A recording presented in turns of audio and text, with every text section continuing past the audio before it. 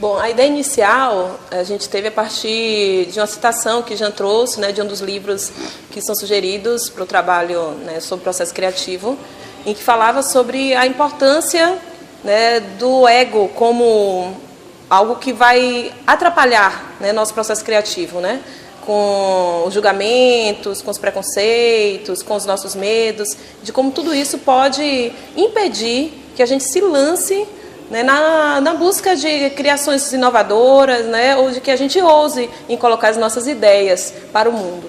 A gente partiu...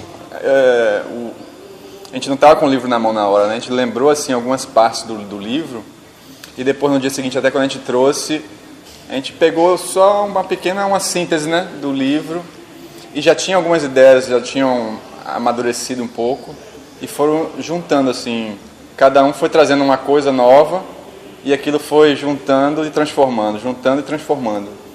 Foi um processo assim de transformação até chegar na ideia final mesmo. O livro é Criatividade, do autor Osho. A parte do livro, ele falava que quando a gente descobre o ego e a gente tira esse poder do ego, o ego, na realidade, Osho fala que ele constrói, as pessoas vão construindo um mundo irreal à sua volta.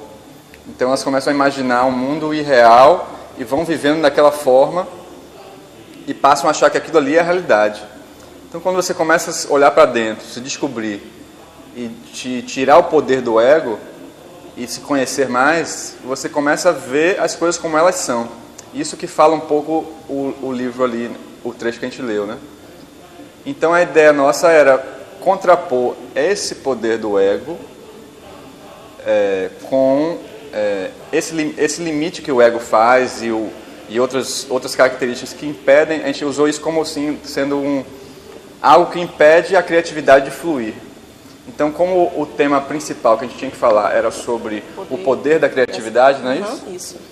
Então a gente pegou assim, para esse poder máximo da criatividade chegar, é só fluir, a gente tirar o que está atrapalhando, porque como a gente já desconstruir, porque a gente já viu assim que a criatividade está dentro de cada um, né?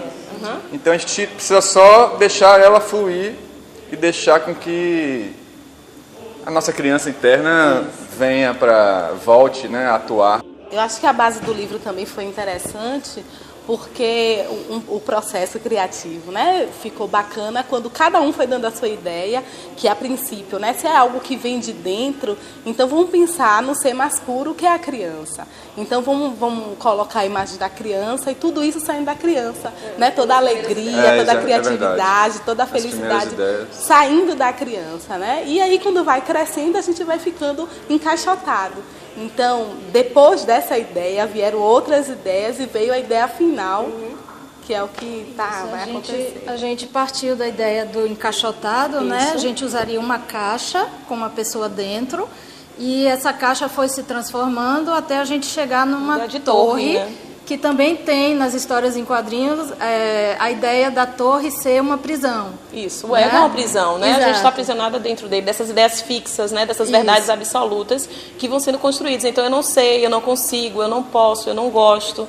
Todos esses impedimentos que a gente acredita serem reais para a gente e que nos impedem de criar, elas fazem parte dessa base que o ego cria, né? Então essa torre, ela se torna isso.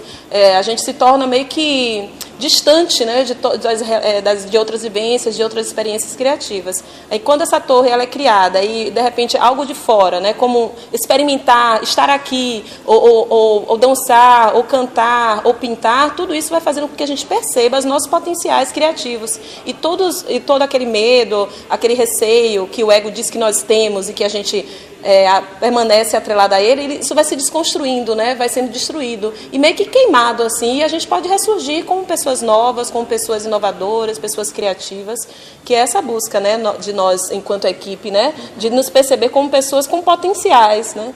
E eu acho que o nosso vídeo transmite essa ideia. É interessante assim que a coisa do ego como tema, como parte do tema, né, que a gente escolheu para tratar um assunto de criatividade e o que atrapalha o ego.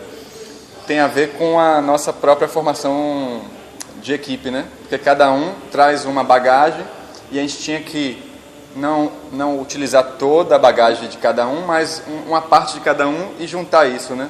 É um bolo que cada um bota um ingrediente, né?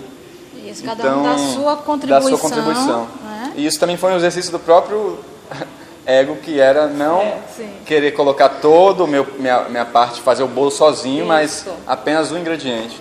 Então, aí a gente, quando chegou na questão da torre, né? A gente pensou na torre de Babel. A gente vai chegar no momento que aquilo ali vai atrapalhar, o ego vai atrapalhar a criatividade, a criança de se expressar. Então, o que vai acontecer? A gente pensou algumas possibilidades para acontecer com essa torre, né? Ela ia desabar, ela ia se incendiar. E aí a gente pensou na questão do se incendiou ou se derrubou, ela tem que ter uma transformação, né? Porque justamente é esse ponto negativo que o ego tem, que vai se desfazer para poder se reestruturar, né? Uma transformação. Então a fênix seria uma transformação das cinzas ali que o ego foi queimado, o medo e outras preconceito, outros atributos dúvidas, negativos, né? que a gente Os trouxe. questionamentos, tudo isso.